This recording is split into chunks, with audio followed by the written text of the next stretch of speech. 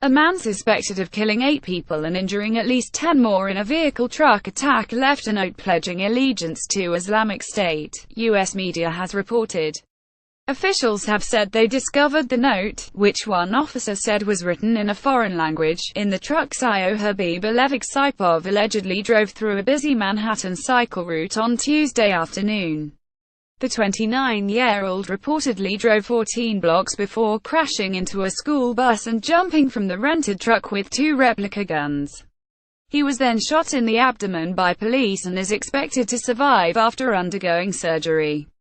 Authorities speaking under anonymity have revealed Saipov, who worked as a truck and Uber driver, was an Uzbekistan national who entered the U.S. legally in 2010.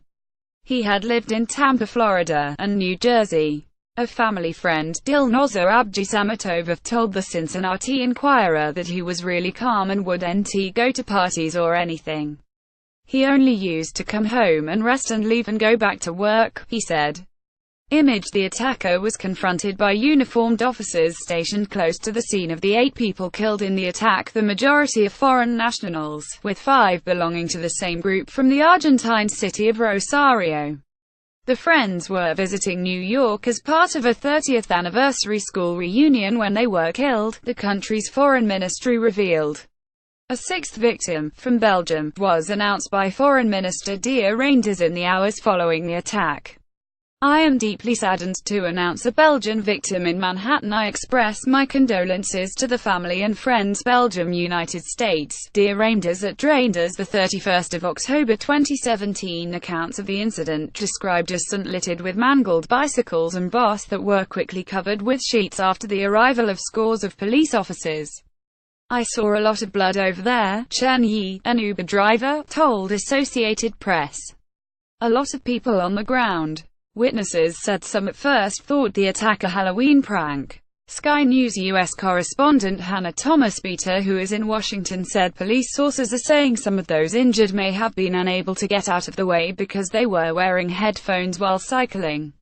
Image: a truck is reported to have plowed into cyclists on a cycle path. She said, "It's a very common thing to do in New York City, and it tells me that some of those victims are potentially very young indeed." School finishes at 2:30 p.m., and the attack happened at 3:05 p.m. Photos from the scene showed a badly damaged Home Depot rental pickup truck in the middle of the road.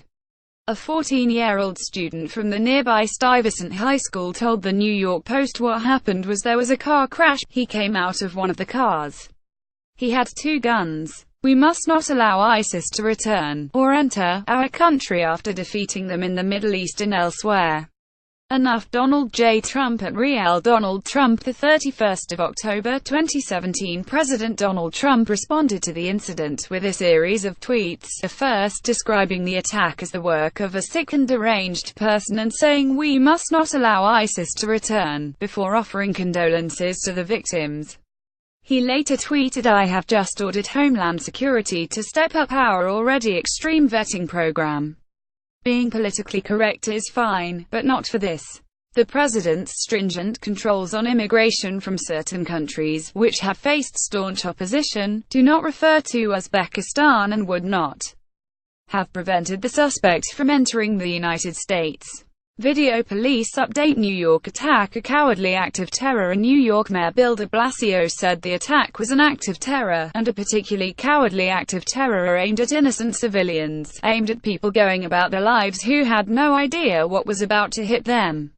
Other officials urged New Yorkers to continue with their lives undeterred, stressing that a heightened security presence was not a sign that further attacks were expected.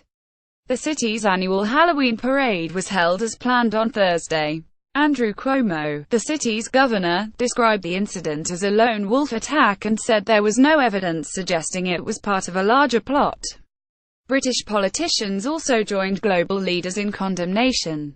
Theresa May saying she was appalled by this cowardly attack, while Sadiq Khan tweeted that London stood in grief and solidarity with New York.